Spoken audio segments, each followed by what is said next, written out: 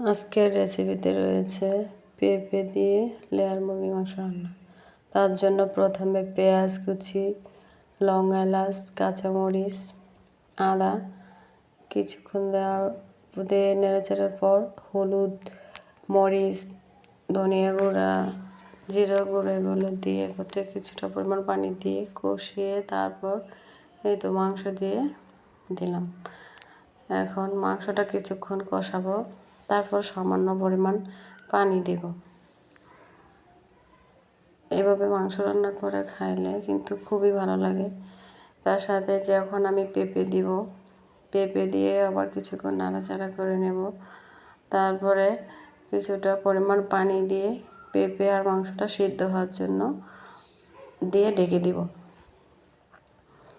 এভাবে আপনারা বাসায় ট্রাই করে দেখতে পারেন। পেঁপে দিয়ে মুরগির মাংস খুবই ভালো লাগে খেতে। তো এই তো আমি পানি দেওয়ার পর নাড়াচাড়া করে এখন ঢাকনা দিয়ে ঢেকে কিছুক্ষণ পরে যে আমার মাংস রান্না রেডি হয়ে যাচ্ছে।